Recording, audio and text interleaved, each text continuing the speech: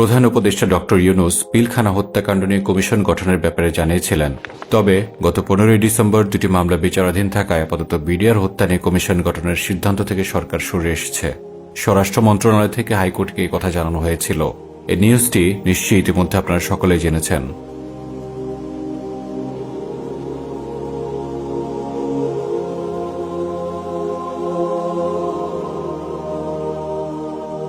সম্ভবত পিলখানা হত্যাকাণ্ড ছিল স্বাধীন বাংলাদেশের অভ্যন্তরের সবচেয়ে জঘন্য এবং নির্মম স্যাবোটাজ। এই স্যাবোটাজ যে শুধু আগ্রাসী ভারত করেছে এমন নয়, বরং খোদ রাষ্ট্রপ্রধান এই জঘন্য হত্যাকাণ্ডের সাথে জড়িত ছিল। যে কাজটি করতে গিয়ে আমরা বারবার মানসিকভাবে ট্রমার শিকার হচ্ছিলাম, সেই কাজটি হচ্ছে পিলখানা হত্যাকাণ্ড। কেবলমাত্র আগ্রাসী ভারতের প্রতিশোধ স্পৃহা চরিতার্থ করার জন্য এদেশের 57 জন সেনা অফিসারকে হত্যা করা হয় ঠান্ডা মাথায়। শুধু তাই নয়, তাদের পরিবারকেও জঘন্যভাবে নির্যাতন করা হয়। আমার রুমে 3 জন হিন্দি ভাষী লোক প্রবেশ করে। 9 থেকে 12 জন লোক আমার রুমে প্রবেশ করেছিল, আমাকে রুম থেকে বের করে নিয়ে গিয়েছিল। বিডিআরে 3 বছর আমার হাজবেন্ড পোস্টিং ছিল। আমি কোনোদিন কোনো সৈনিকের মুখে হিন্দিতে কথা শুনিনি। তারা হিন্দি ভাষায় কথা বলছিল। আর আমার কোল থেকে আমার বাচ্চাদের কেড়ে নেয়।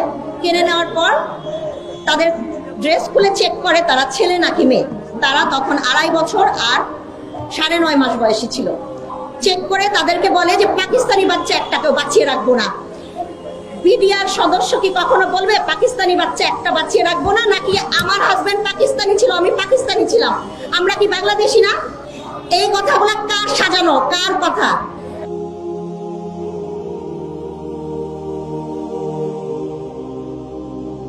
সেদিনের সেই ঘটনা শুধু বাংলাদেশের মানুষের বিবেককে নাড়া দেয়নি, বরং বিশ্ববাসীর বিবেককেও নাড়া দিয়েছিল প্রচন্ডভাবে।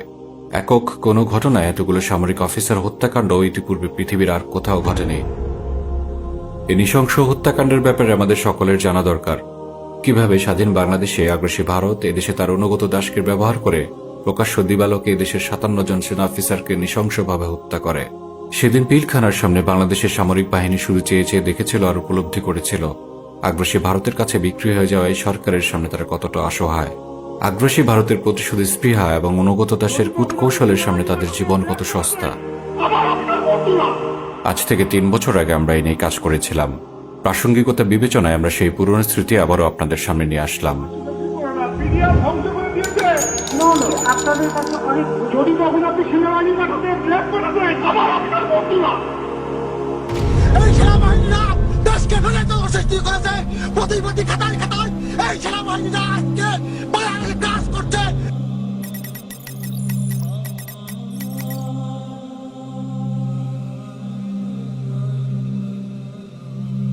আমাদের সম্পর্ক রক্ত সম্পর্ক। We are partners not just for the liberation of Bangladesh but partners for the development of Bangladesh. We will always be partners for Bangladesh. So we are here, we were with you, we are with you and we will always be with you. ভারতের পররাষ্ট্রনীতি পরিচালিত হয় প্রতারক চাণক্যের অর্থশাস্ত্রে বলে দেওয়া 6টি নীতি অনুসরণ করে। এই 6টি নীতির মধ্যে উল্লেখযোগ্য হল অনবরত আঘাত করে শত্রুকে আহত করে রাখার নামই যুদ্ধ, অন্যকে নিজের কাছে আশ্রয় ও নিরাপত্তা চাইতে বাধ্য করাই হচ্ছে মিত্রতা। চাণক্য নীতি মেনেই মিত্রতা প্রমাণ করার জন্য মুখে বন্ধুত্বের কথা বলে ভারত বাংলাদেশের বুকে চালিয়েছে একের পর এক নোংরা আঘাত। ভারতের আগ্রাসন সিরিজের এই পর্বে বাংলাদেশের অগ্রযাত্রা থামিয়ে দেবার জন্য পিলখানা হত্যাকাণ্ড সহ বাংলাদেশের বুকে রয়ের কয়েকটি স্যাবোটাজের পেছনের কাহিনী তুলে ধরছি আমরা।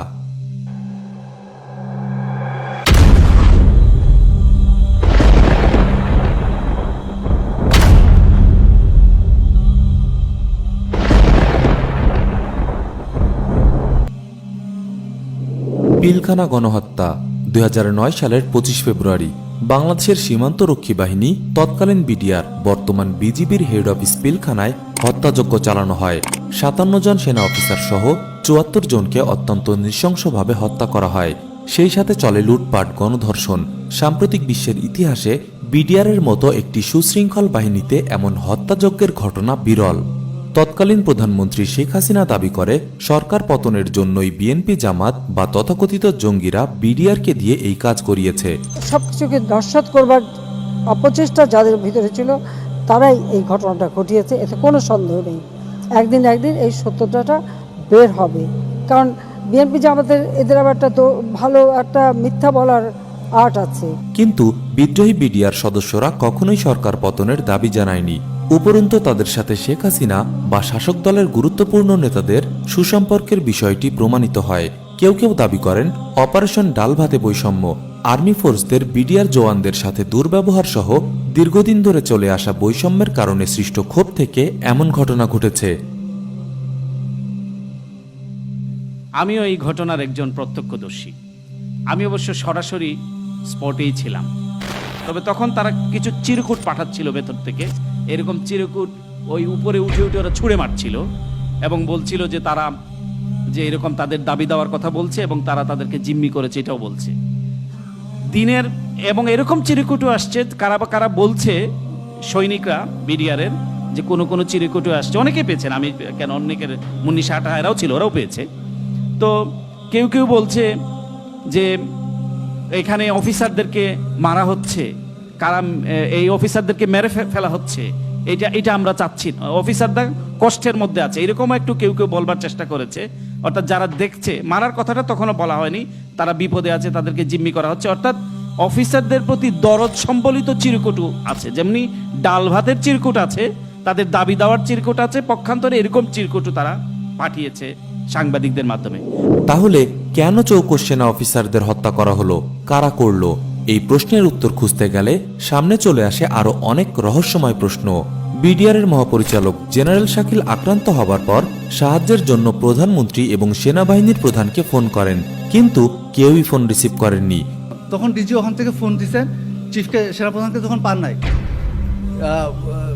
কেউ একজন ফোন ধরছে, আমি ঠিক যেহেতু কনফার্ম না, এই জন্য নাম বলতে চাচ্ছি না। উনি বলছে যে আপনাদের এই বিষয় নিয়ে সেনাপ্রধান কথা বলতে গেছেন। এরপরে প্রধান মন্ত্রণালয়ের কেউ ধরে না, প্রধানমন্ত্রী তো ধরেনি না, কারণ ডিজি যখন পাগল হয়ে গেছেন সবাইকে ফোন দেওয়ার চেষ্টা করছে। 25 তারিখ গেল, 25 তারিখের পরে 26 তারিখ সকালে আমাদেরকে নিয়ে যাওয়া হলো আবহানী মাঠে, সেখানেও একই অবস্থা। যাওয়ার পরে বললো যে এখন অপারেশন করা যাবে না, প্ল্যানিং করো, এই করো, স্যাটেলাইট ছবি দেয়, এই দেয়, বিভিন্নজন বিভিন্ন বক্তব্য দেয়, বাট অপারেশন আর হয় না। 26 তারিখ সন্ধ্যার দিকে তখন বললো যে ঠিক আছে এখন তোমরা যাইতে পারো, ঢুকতে পারো। আসলে তখন ঢোকার আর কোনো কিছু নাই, কারণ সমস্ত কিছুই শেষ। পিলখানা ঘটনা যখন ঘটে এবং সেনাবাহিনী যখন পিলখানার সামনে ডিপ্লয়েড হয়, সেনাবাহিনীকে সরকার কেন বাধা দিল ঢোকার জন্য? ফার্স্ট অফ অল আমার দ্বিতীয় প্রশ্ন হচ্ছে, এটা একটা মিলিটারি সিচুয়েশন, এখানে সেনাবাহিনী ট্যাকল করবে, সেনাবাহিনী না পাঠায় তারা রাজনৈতিক নেতাদের কেন পাঠালো সিকিউরিটি ছাড়া? এটা আমার একটা প্রশ্ন। এবং সরকার এত কনফিডেন্স কিভাবে পায়? থার্ড অফ অল, হত্যা হওয়ার পরে সেনাবাহিনীকে 3 কিলোমিটার উইথড্র করলো কেন পিলখানার দূর থেকে, এবং জওয়ানদের পালাইতে দিল কেন? ঘটনা পরবর্তী 3 মাস ইনভেস্টিগেশনে ছিলাম আমি। এখানে আসলে ইনভেস্টিগেশনের আর কিছু বলার নাই।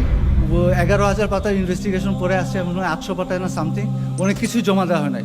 অনেকগুলো হার্ড এভিডেন্সই ডিনাই করা হয়েছে। অনেকের সিসিটিভি ফুটেজ আছে, যে সিসিটিভি ফুটেজগুলো সিডি বা কেস ডায়েরি দেওয়া হয় নাই। কিছু টেলিভিশন ভিতরে ছিল, যেহেতু বিডিআরের দরবার ছিল, অনেকে আমন্ত্রিত হয়ে অনেক টেলিভিশন চ্যানেল সেটি কাভার করতে গিয়েছিলেন। 2-1টা টিভি চ্যানেল তারা ভিতরেই ছিল, যার কারণে অনেক ফুটেজ তারা পেয়েছে, কিন্তু সব ফুটেজের তারা ব্যবহার করতে পারেনি। আমরা শুনেছি অনেক ফুটেজ নিয়ে নেওয়া হয়েছে। আপনি যদি দেখেন আমাদের আর্মি দাঁড়িয়ে থাকলো, এয়ারফোর্স, নেভি, এটা 8 ঘন্টা লাগতো, বিডিআর কে দমন করতে 8 ঘন্টা লাগতো, কিন্তু সেখানে কিছুই হলো না।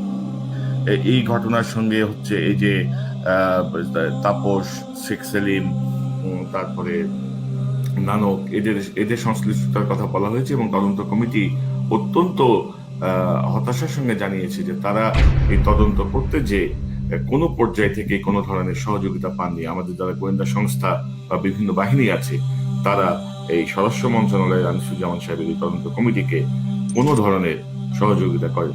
9:15-তে একটা পিক আপ ভ্যান ওখান দিয়ে ঢুকেছে, সিভিল পিক আপ ভ্যান, যেটার ভিতরে 11 জনের মতো সৈনিক ছিল, আর্ম, এবং তাদের এই উচ্ছৃঙ্খল পোশাক, যেটার সাথে বিডিআর এর কোনো সাদৃশ্য নেই, এই ধরনের পোশাকে ওরা ওখানে ঢুকছে।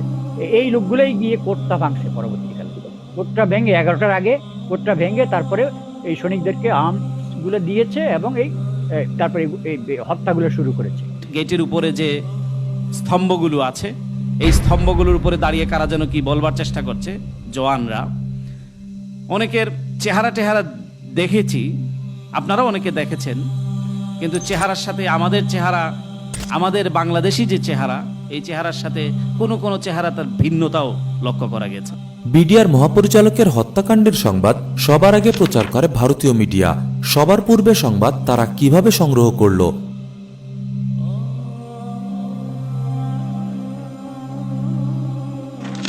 খুনিদের অনেকেই ভারতে পালিয়ে যায়, ভারত তাদের আশ্রয় দেয়, বাংলাদেশের অনুরোধ সত্ত্বেও ফিরিয়ে দেয় না। কেন কেন সেদিন বিমানের শিডিউল পরিবর্তন করা হয়েছিল? পিলখানা থেকে বেরিয়ে আসা বাংলায় কথা বলা অজ্ঞাত দুজন বিদেশি নাগরিক কারা ছিল? কেন তাদের পরিচয় জানতে চাওয়া হলে তারা পরিচয়পত্র ছিঁড়ে ফেলে? ওই সময়ে তাহারা যখন ওখানে প্রধানমন্ত্রী ওখানে যখন তারা বসে আছে, হঠাৎ করে প্রধানমন্ত্রী একটা ফোন কল আসছে, এবং ওই ফোন কলটা প্রধানমন্ত্রী তাদের সামনে থেকে উঠে পাশের রুমে গিয়ে কলটা নিতেন। এবং ওই যে লেফটেন্যান্ট কর্নেল রিটায়ার্ড যিনি ছিলেন, উনি পরবর্তীকালে এই তথ্যটা অনেক অপেক্ষার পরে যখন দেখলেন যে এত লাশ পড়ে গেছে, এত গণহত্যা, রেপ, এত কিছু হয়েছে, আফটার উনি তো ইউনিফর্ম পরা একজন মানুষ, সেনাবাহিনীর লোক, যদিও উনি ওনাদের একান্ত আপন, তখন তিনি এক পর্যায়ে বলে দিয়েছেন এই কথা। আমাদের মাননীয় প্রতিরক্ষা মন্ত্রী এবং প্রধানমন্ত্রী পাশের রুমে গিয়ে বলতেছে, তোমরা যা করো তাড়াতাড়ি শেষ করো, আমি এখানে রাখতে পারতেছি না। দ্যাট মিনস এই তিন বাহিনী প্রধানকে অনেক বেশিক্ষণ আটকায় ফেলছে, আর পারতেছে।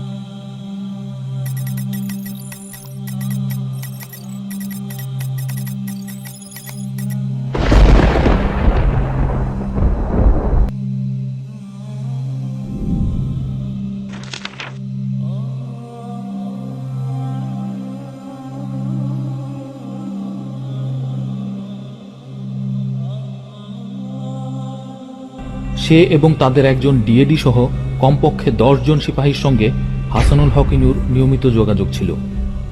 ইনু তাদেরকে প্রয়োজনে বিদেশ পাঠিয়ে দেওয়ার আশ্বাস দেয়। জিয়াউল জানায়, তারা একাধিকবার শেখ সেলিম এবং তাপসের মুখে শুনেছেন অপারেশন ভালো হলে সজীব ওয়াজের জয় খুশি হবে। বিডিআর বিদ্রোহের ভিডিও ফুটেজে বহিরাগতদের বিডিআরের পোশাক পরিধান করতে দেখা গেছে। এরা বিডিআরের সাথে সম্পৃক্ত নয়।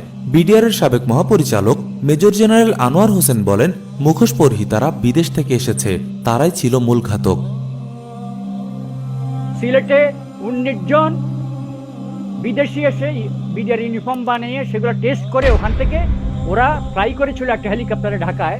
সেই হেলিকপ্টারের পাইলট ছিলেন লেফটেন্যান্ট কর্নেল শহীদ নামে আমাদের সেনাবাহিনীর একজন অফিসার, এয়ার রেজিমেন্টের। পরবর্তীকালে সেই শহীদ সাহেবকে এয়ার ক্র্যাশ করে মেরে ফেলা হয় যমুনা ওই মাল্টিপারপাস ব্রিজের ওখানে। আপনাকে বলি, এই সোহেল তাজ সাহেব এই ঘটনার সাথে সায় দিতে ব্যর্থ হয়েছেন বলেই আজকে সে পলাতক। আওয়ামী লীগের তৎকালীন মুখপাত্র এবং স্থানীয় সরকার ও পল্লী উন্নয়ন মন্ত্রী সৈয়দ আশরাফুল ইসলাম স্বয়ং এটা স্বীকার করেছে। সে বলেছে, এর পেছনে বিদেশি শক্তি সক্রিয় ছিল। এরকম অসংখ্য বিষয় থেকে প্রমাণিত হয় যে এটি কোনো মতেই বিডিআর জওয়ানদের তাৎক্ষণিক বিদ্রোহ ছিল না, বরং এটি ছিল ভারতের সুপরিকল্পিত এক হত্যাকাণ্ড। অনেক আগে থেকেই ভারত বিডিআর হত্যাকাণ্ডের পরিকল্পনা করে রেখেছিল।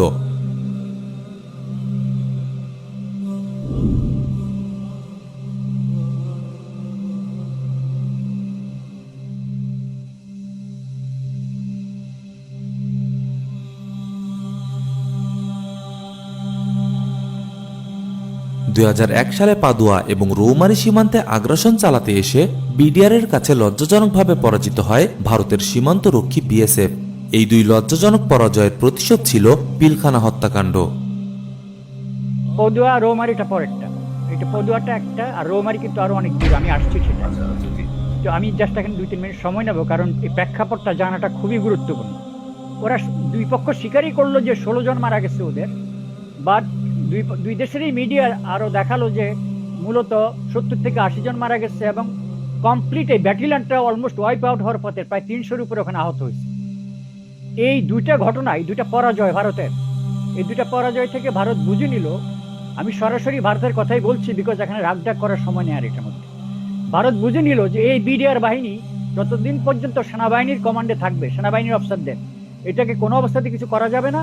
সুতরাং এটাকে এখন প্রতিহত করতে হবে। আর এই দুইটা পরাজয় ভারত কোনো অবস্থায় সহ্য করতে পারছিল না। এরপর থেকেই ষড়যন্ত্রটা শুরু হলো। সংক্ষিপ্তভাবে বলতে গেলে এক পর্যায়ে এসে বিডিআর এর ভিতরে অপারেশন ডাল ভাত চালু হলো পরবর্তীকালে, যখন 111-এর সরকার পরিবর্তন হলো, জেনারেল মঈন যখন ক্ষমতায় আসলো, সুকৌশলে ওই প্রোগ্রামটা দিয়ে এই ওদের মধ্যে একটা কোন্দল সৃষ্টি করে দিল এবং সৈনিকরা এক পর্যায়ে অভিযুক্ত করলো অফিসারদেরকে যে এই অপারেশন ডাল ভাতের টাকা কোথায়, এই ধরনের একটা বিরাট বিশৃঙ্খলা সৃষ্টি হলো বাহিনীর ভিতর। ওইটার অজুহাতে এই বিদ্রোহ, এবং এই বিদ্রোহের মধ্যে কিন্তু ভারতীয় কিছু সৈনিকেরও অংশগ্রহণ ছিল, যাদেরকে আপনি মাথায় ওই বন্দনা পরা অবস্থায় দেখবেন, এরা এক পায়ে দাঁড়িয়ে আছে। আমাদের বিডিআর সোলজাররা কিন্তু যথেষ্ট স্মার্ট, তাদের দৈহিক কাঠামো, তাদের দৃষ্টিভঙ্গি, তাদের মাথার টুপি, সবকিছুতে বোঝা যায় এরা বাইরের কোনো আগত কোনো বাহিনী। এই হলো বেসিক্যালি, এটা হলো ওটার প্রতিশোধ, এবং এখানে এই বিদ্রোহটা ঘটানো হয়েছে ভিতর থেকে আমাদের দেশের সরকারকে ব্যবহার করে এই ঘটনাটা ঘটানো হয়েছে। আমাদের গবেষণার এটা কিন্তু কনক্লুশন। বিডিআরকে শায়েস্তা করার পাশাপাশি বাংলাদেশের সেনাবাহিনীকেও শায়েস্তা করতে চেয়েছিল ভারত। বাংলাদেশে একটি শক্তিশালী সেনাবাহিনী থাকুক ভারত তা কখনোই চায়নি। মুক্তিযুদ্ধ চলাকালীন সম্পাদিত গোপন 7 দফা চুক্তিতে উল্লেখ ছিল বাংলাদেশের নিজস্ব কোনো সেনাবাহিনী থাকবে না, কিন্তু ভারতের সে আশা পূরণ হয়নি। সেই সাথে বাংলাদেশের সেনাবাহিনী ভারতের আগ্রাসনের বিরুদ্ধে অন্যতম হুমকি হয়ে দাঁড়ায়। পিলখানা হত্যাকাণ্ডের মাধ্যমে ভারত বাংলাদেশের সেনাবাহিনীকে আক্রমণ করে। উল্লেখ্য যে বাংলাদেশের তৎকালীন বিডিআর এবং ভারতের বিএসএফ এর মধ্যে কোনো তুলনাই সম্ভবপর ছিল না। বিডিআর এর ট্রেনিং এবং কমান্ডের দায়িত্বে ছিল আর্মি, কিন্তু ভারতের বিএসএফ প্যারামিলিশিয়া একটি বাহিনীর মতো। ট্রেনিং, কমান্ড এবং পেশাগত দক্ষতার দিক দিয়ে বিএসএফ বিডিআর এর সাথে কোনোভাবেই তুলনীয় ছিল না। এছাড়া পিলখানা হত্যাকাণ্ডের পেছনে ভারতের উদ্দেশ্য ছিল 1. বাংলাদেশের সীমান্ত রক্ষাকারী বাহিনীকে দুর্বল করে দেয়া, 2. বিডিআর এর মৌলিক কাঠামো পরিবর্তন করে ফেলা, বিশেষভাবে আর্মির অধীন থেকে বিডিআরকে বের করে ফেলা, 3. বাংলাদেশ সেনাবাহিনীকে আঘাত করা। একসাথে 57 জন সেনা অফিসার হত্যা এটি যে কোনো দেশের সেনাবাহিনীর জন্য চরম দুঃখজনক, অকল্পনীয় ক্ষতি। এমনকি প্রথাগত কোনো যুদ্ধেও একসাথে এত সেনা অফিসার হারানোর ঘটনা বিরল। 4. সে সময়ের বিডিআর পুনর্গঠনের মাধ্যমে বিডিআর এর ভেতরে চর ঢুকিয়ে দেওয়া। 5. ভারতীয় সামরিক অভিযান চালানোর মতো অভ্যন্তরীণ গোলযোগ সৃষ্টি করা, বাংলাদেশের প্রতিরক্ষা কাঠামোকে বিপদাপন্ন করা, বাংলাদেশকে ভারতের কাছে আশ্রয় ও নিরাপত্তা চাইতে বাধ্য করা। আর এটাই ছিল চাণক্যের 6টি নীতির একটি নীতি। ভারতের উদ্দেশ্যই পূরণ হয়েছে। বাংলাদেশের সীমান্ত রক্ষাকারী বাহিনী বিজিপি আজ নখদন্তহীন বাহিনীতে পরিণত হয়েছে। ন্যূনতম আত্মসম্মান বোধও এরা হারিয়ে ফেলেছে। দেশের সীমান্ত স্বাধীনতা রক্ষার পরিবর্তে এরা বাংলাদেশের মুসলিমদের উপর জুলুম চালাচ্ছে। যেই বিএসএফ এর হাতে প্রতিনিয়ত বাংলাদেশের মানুষের রক্ত ঝরছে, সেই বাহিনীর সাথেই মিলেমিশে এরা আনন্দ ফুর্তি করছে। ভারতের আগ্রাসনের বিরুদ্ধে সোচ্চার সেনাবাহিনীর মেরুদণ্ড ভেঙে গিয়েছে পিলখানা হত্যাকাণ্ডের পর। মেধাবী সাহসী সেনা কর্মকর্তাদের কণ্ঠস্বর থামিয়ে দেওয়া হয়েছে, অনেককে ভারত গুম করেছে।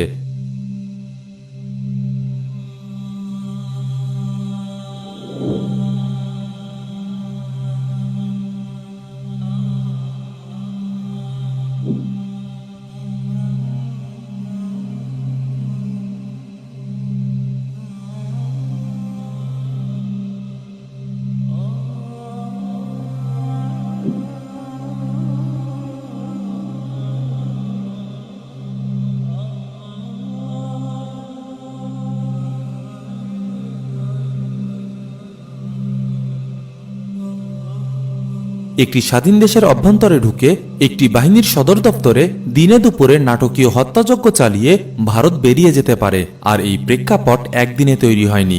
ভারত জানে তার কিছুই হবে না, কেউ তার কিছুই করবে না। ভারত মনে করে যে বাংলাদেশের কোন নাগরিককে, বাংলাদেশিকে সীমান্তে হত্যা করলে তাদের কিছু হবে না। এটা হলো প্রথম ধারণা। হবে না এই জন্য, এটা আমার সৌভাগ্যই আমি বলি যে 2001 সালে বদুয়া এবং রৌমারীতে ভারতকে মোকাবেলা করবার সৌভাগ্য আমার হয়েছিল, এবং সেখানে ভারত শোচনীয়ভাবে আমাদের কাছে পরাজিত হয়। আমি পুরস্কার হিসেবে এক গভর্নমেন্ট আমাকে পদচ্যুত করে, আরেক গভর্নমেন্ট আমাকে চাকরিচ্যুত করে, এবং এটা হয়েছিল ভারতের চাপের কারণে।